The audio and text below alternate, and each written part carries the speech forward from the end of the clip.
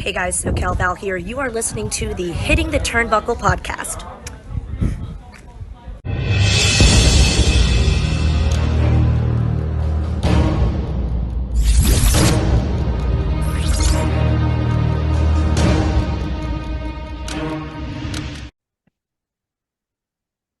Hello and welcome back to the Hitting the Turnbuckle podcast with me, your host, the problem child, Dave Robinson.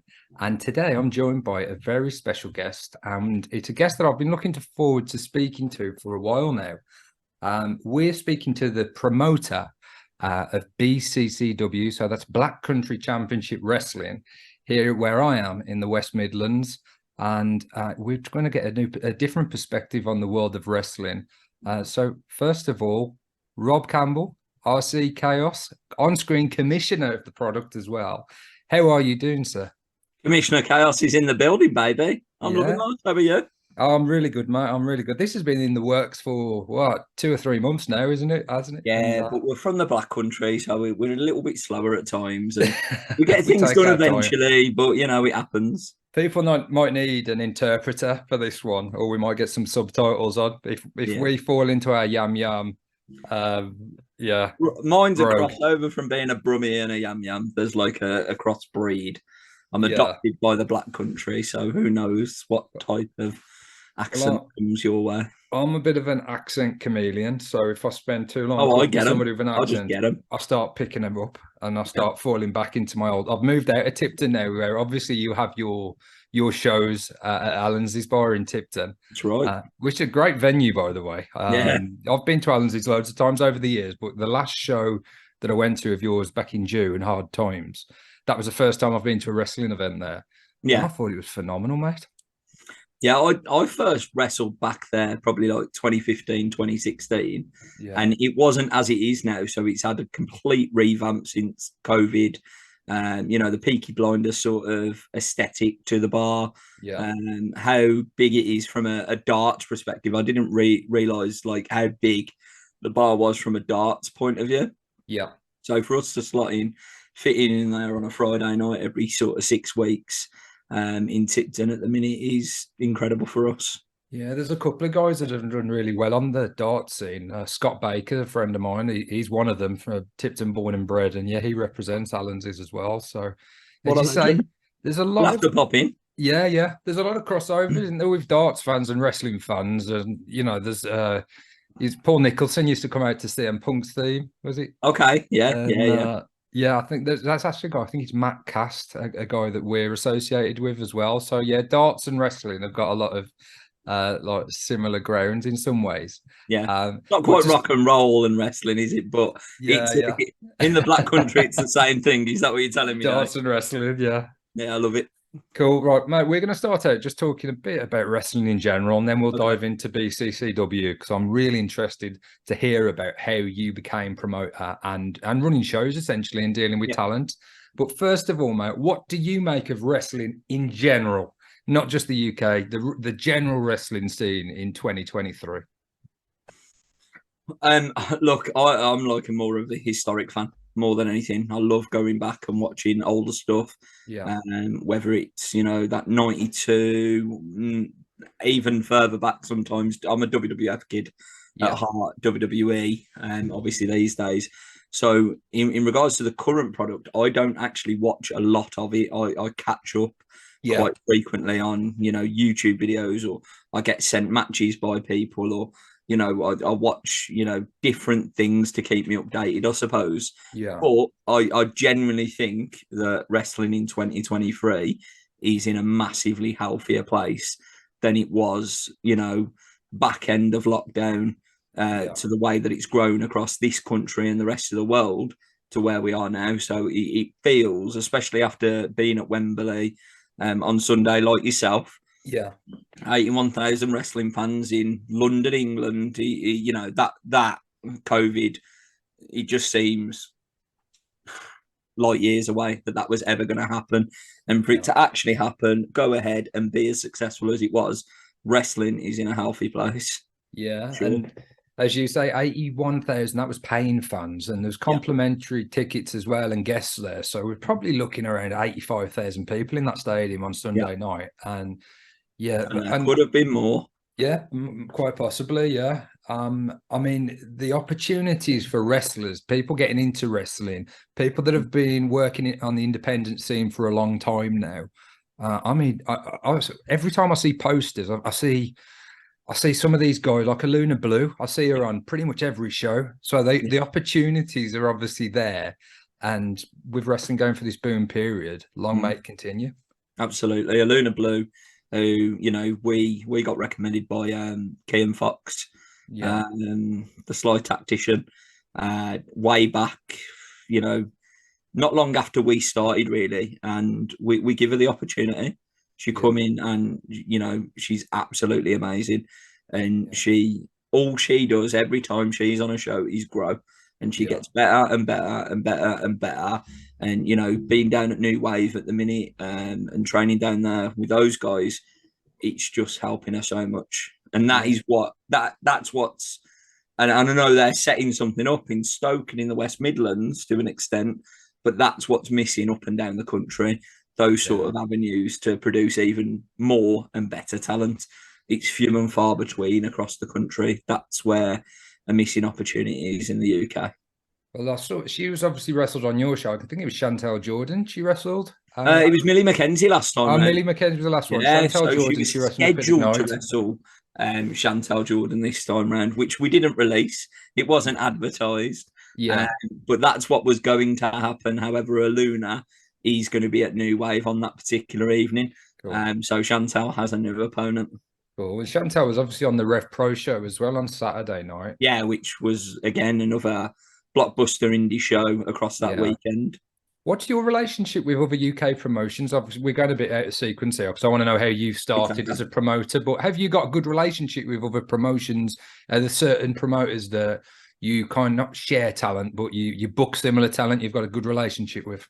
I think there's most of the time there's an unspoken kind of written rule, and I think and this is going back to being a talent on wrestling shows. When I'm being booked for a wrestling show, if I've agreed to that date, that is the date that I'm committed to. Yeah. So I'm working for you. That's in the book now. If there's an opportunity that comes up with your home promotion, as it's seen, or a training school, for example, then there's room to talk to your promoter that you're booked for initially, to have a conversation. Actually, this one's really important to me because of X, Y, Z. And then it's up to me as a promoter to understand that from a promoter point of view and B, a talent point of view, and try and work something out that's best for both of us. Keep a good working relationship with the talent, i.e. Luna Blue in this situation, for example, and B, hopefully grow a relationship with the other promoters like New Wave. I've got a really good relationship with Bevan at No Mercy Wrestling. As you know, he works our shows as well, and there's a few others, but in general, not a massive relationship with other promoters. Yeah. Well, what was obviously you've alluded to a few times. You were a wrestler. You performed. I don't think you do so as much now. So I took a break around this time last year. Basically, my nan passed away, so I just stepped away from in ring. I've wrestled 3 times in this calendar year. And that's it for the minute until I mentally and physically get myself back ready. I'm not going to be stepping in the ring, but it's not about me. It's about Black Country Championship Wrestling.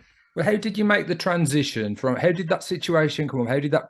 I suppose that possibility, that chance, present itself to you in terms of running a promotion, starting a promotion. Give us the history of Black Country Championship Wrestling. I guess for me, the way that it come together. So I initially tried to run a promotion in, I want to say 2014, 2015, and I ran a very successful one-off show. And that gave me the taste for it. And I've always enjoyed, booking. Fantasy booking, playing with figures as a kid, that sort of stuff. We've all been there as wrestling fans, and getting involved in wrestling, being a wrestler for best part of 10, 11 years. Your body can only take so much too, so you start thinking about what else can you do. So as an individual, commentating is also working very well for me. Me and Sonny G are having a great time doing what we're doing as commentators. But the promoting side, so I actually was given an opportunity by Future Championship Wrestling in Baggeridge, historic wrestling promotion in the Black Country, where the likes of, Lee and Jim, the Clarks, Rockstar Spud, Dave Mastiff, to name many more as well. I'd be here probably all day, but they've seen a lot of talent go through those doors. And I was given an opportunity to start booking behind the scenes there. And I was really enjoying it. And we were putting together some really good stuff. And it was Tom Priest, who also co-owns Black Country Championship Wrestling with me as well.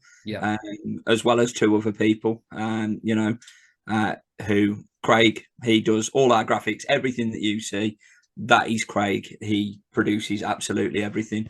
And then we've also got Carson Bailey, who is, a wrestler on our shows, but also does a lot of our legwork, such as postering and everything else. We've all got our own designated little special roles, shall we say. And me and Tom practically from the get-go have produced the shows, worked with the talent mainly.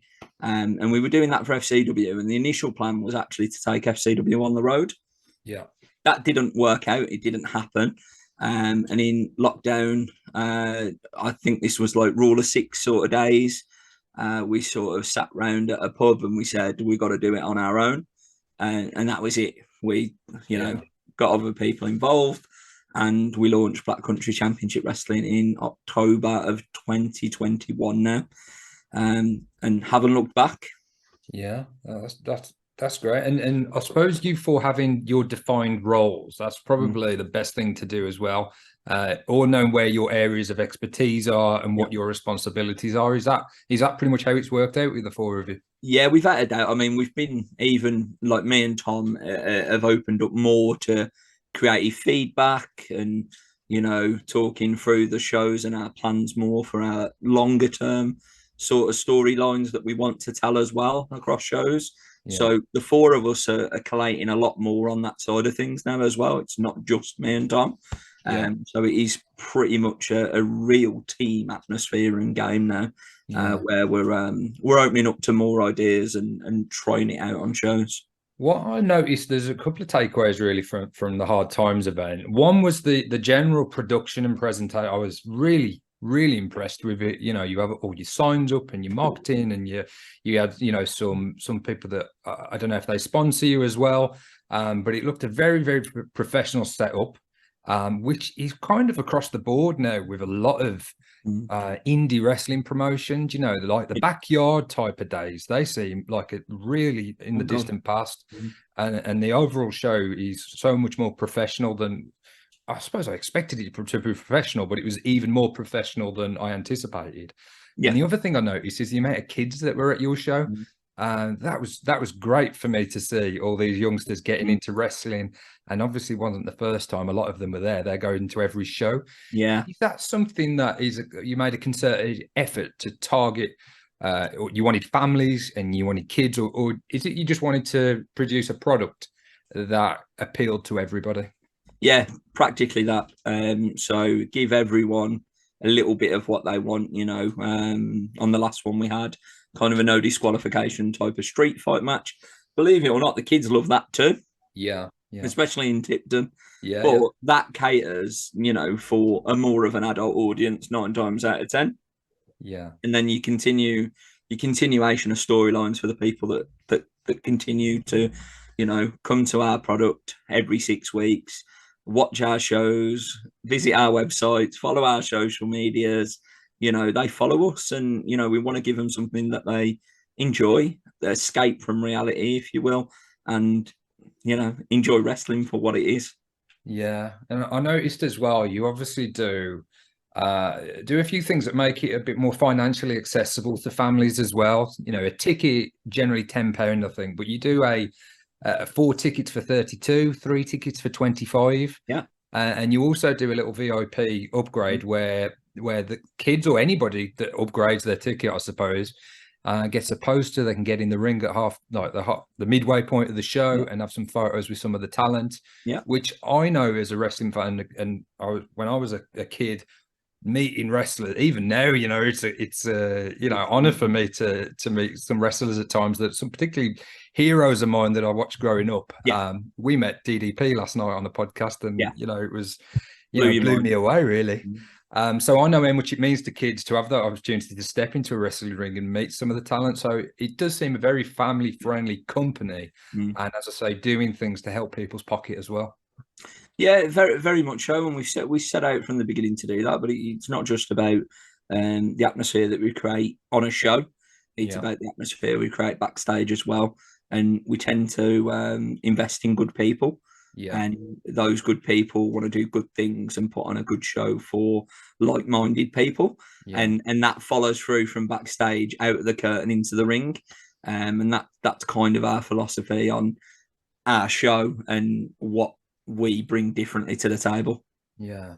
And I know this is a bit of an open question, really. There's a number of things, I suppose. There's a number of challenges that you face running a business, running a company, and particularly when there's so many moving parts and so many people involved and stuff that you're relying on. But what are the biggest kind of challenges for you as a promoter? What kind of financial restraints, I suppose, do you have to be careful when you perhaps could attract certain talent to the show? But that may affect the I don't know, the overall, the morale, I suppose, or, you know, bringing somebody in for a lot of money and then obviously having to cut back in other areas. So what are the biggest challenges for you as a promoter, Rob? You know, you're hitting the nail on the head on a few of those things. I think if you're a really good communicator, then a lot of your challenges disappear, because you can have open, honest conversations with people and talent. You know, that they might be working for you on that night, but ultimately they're independent contractors at the end of the day, and they can choose where to work and who they want to work with. And, you know, my biggest example of that is Dan Maloney. Dan Maloney, I you know, reached out to when we were launching, and it was a case of I've known him since the age of 14, and he's obviously doing incredible things. Even, you know, back then in 2021 when we were kind of launching, and he was with us from the get-go. And, you know, the relationship that we have is, you know, he can let me now know 8th of September, I'm home. I'm not in Japan. I'm not in America. I'm not in Canada. I'm home, so I can do your show. And that's it. There will always be a place for Dan Maloney on Black Country Championship Wrestling, because that's the relationship that we have. And I hope to build many more relationships with other workers and younger talent that are coming through the ranks. And we have done already over the 2 years that we've been doing it. From a budget point of view, you're absolutely right. You know, we're not Vince McMahon or Triple H or Tony Khan these days. We're not. We're a small independent wrestling promotion that is trying to get to the next level. And Allen's is just the start for us. And being able to put on the quality of show that we do while still making some money is very important, so we can keep putting on those shows and keep growing, because without the budget, we can't entertain people. It's as simple as that. And what's your hope? Is it to run more shows, or is it bigger venues? Do you want to stay at Allen's as a base and perhaps have the occasional bigger show? Would you look at collaborating with other companies, or is it something that you just want to stick with BCCW and build it up and see how far you can take it? Nothing would ever be off the table in terms of working with another promotion.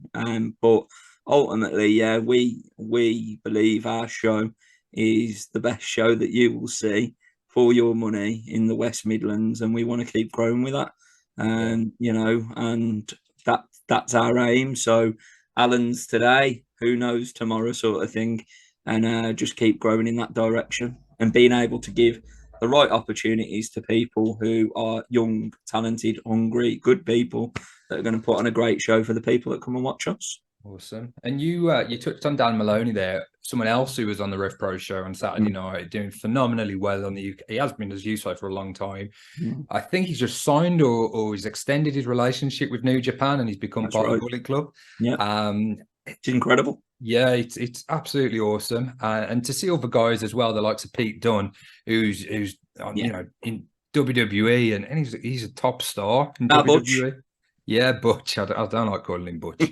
But Yeah, and there's others as Which well. makes him money these days, Dave. That's what happens. Well, if they kind of, yeah, who would say no? If somebody, you'd be called anything, wouldn't you, for the type of money that the Butch has WWE is provided paying his Pete? family with the life that he wants. Yeah, yeah. So, we all love him as Pete Dunne, of course, but yeah, we've got to respect what he's doing as Butch. yeah, and he's absolutely tearing it up. And there's others, there's a type likes of Chris Brooks in Japan. There's Millie McKenzie who's just come back from a tour from Japan. I think she's off there again in September. How does that make you feel as a fan, I suppose, and a promoter? You must get a great sense of pride for these UK wrestlers and also people that you've established relationships with, like Dan Maloney, like Millie McKenzie, that they're flying all around the world, making a lot of money and living their dream. You can't, for the people that I know on a personal level that I've got a really good relationship with, i.e. Dan, Millie, I can't be happier and I can't be prouder of those people. And you can only hope that the best for them, and knowing the talent that they are and the work that they are willing to put in to reach the top, that you can only hope that they will do that. Awesome. And next week you've got a big show coming up. It's your next Friday night, the 8th of September, Key to the Kingdom. A lot of matches have been announced. I've noticed that there's a battle royal as well, which should be a lot of fun. Dave, it's a Royal Rumble now, Dave. Oh, is it? Has it been upgraded? It has been upgraded. Okay, tell us a bit about that. Well, just the sheer volume of people that were interested in taking part in it really took us to make the decision to that next level. And then they're fun to book, Royal Rumbles. I have had a experience of booking Royal Rumbles, thankfully. Yeah. And they are fun to book and put together and tell different stories. So it was a no-brainer for us as a creative team. So the Royal Rumble, is what people want, and that's what people are going to get. And ultimately, the winner will get the Key to the Kingdom, which unlocks an opportunity at any championship title at Black Country Championship Wrestling. Oh, cool. And there's obviously a couple of championship matches going ahead next Friday as well. Tell us about some of the other matches on the card and what the fans can expect to see. Well, I think, Lucas Casimir and Luke Douglas for the King of the Division Championship is a massive one for us. This is something that's, been going on since the launch of King of the Division, really. Luke Douglas has always been that nearly guy. He's always been just that close to winning the championship. Last time these two met, there was interference that stopped it from happening. I've made it clear that anyone that interferes in this match will be fired on the spot. So it's 1-on-1, and there must be a winner. It's as simple as that. So Casimir defends against Douglas. Let's go. Oh, that sounds an awesome match. Obviously, I saw that title being defended on the last card as well. It was an intergender match, wasn't it? The Casimir match. Absolutely. So that's something as well that I've noticed happens more prevalently on the independent scene. Impact Wrestling do a fair bit of that as well. Is that something that the guys and girls kind of come to you and suggest? Is that something that you've booked previously at FCW? Is that just a natural thing for you to book? No, that is a Black Country Championship Wrestling thing. Yeah. And a conscious decision, really, around talent. And if they're comfortable doing it, great, because people do want to see it. Yeah. And as the women are just as talented as the men, and people just need to see that more.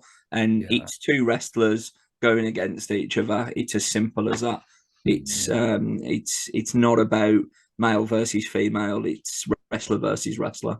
That's awesome to hear, because obviously there's been a lot in wrestling lately, a lot of talk about the way that the women's divisions have perhaps been booked, and sometimes a little bit lackluster in compared to some of the storylines that we get for the men's. So even at grassroots, if that can be embedded, that's only going to help the wrestling industry moving forward. Absolutely. Yeah. We would love to run an all women's show. Yeah. And that has always been on the agenda from the get-go. But again, it's the right time, the right place, the right circumstances, and one day that will happen. I'm sure of it.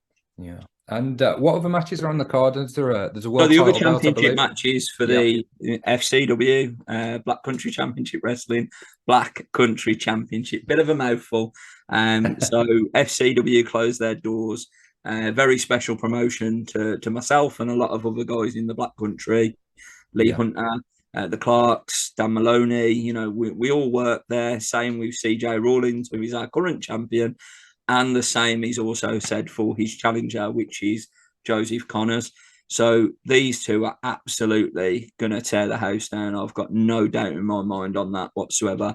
Could easily steal the show, but I'm sure Driller Dan Maloney and Kid Lycos, who also square off against each other, will have something to say about that.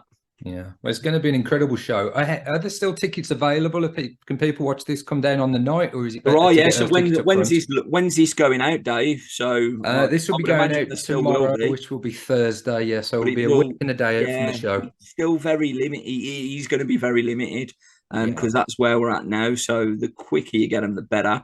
But trials on the door if you don't get them on the website, and you know there might be some room to squeeze you in. Well, yeah, I'd definitely encourage everybody to head to the website. Is it bccw2021.com?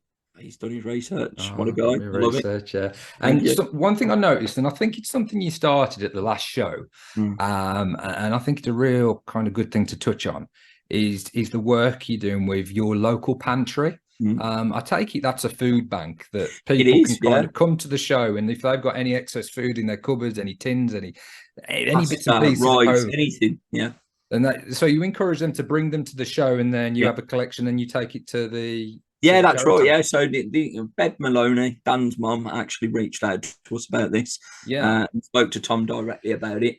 Tom come to us and told us what Bev had asked, and we absolutely said yes, let's do it. And yeah, we've been running it shows since. So yeah, this is going to be our second show doing it. That's an incredible thing to do, and such a great idea. At the door, ready to drop your food in, and yeah, we'll get that where it needs to go.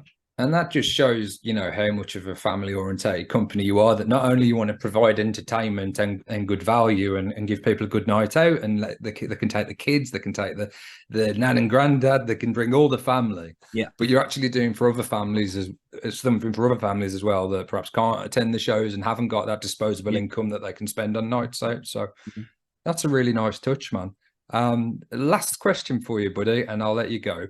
I just want to know how young wrestlers, anybody watching this, any kids or people that are thinking, you know, I really want to give this a go. I know when back, you know, 25 years ago, there wasn't the opportunities in the schools that exist now, and there wasn't the lines of communication as well. It wasn't the Facebook and you couldn't find things as easily. I remember there was UK Hammerlock, which was down in Kent, which seemed to me at the time in the Midlands like it was the other side of the world. But for you, are there any local schools, or is there any advice? Is there anything that you could say to young aspiring wrestlers that would perhaps one day love to appear on a BCCW show?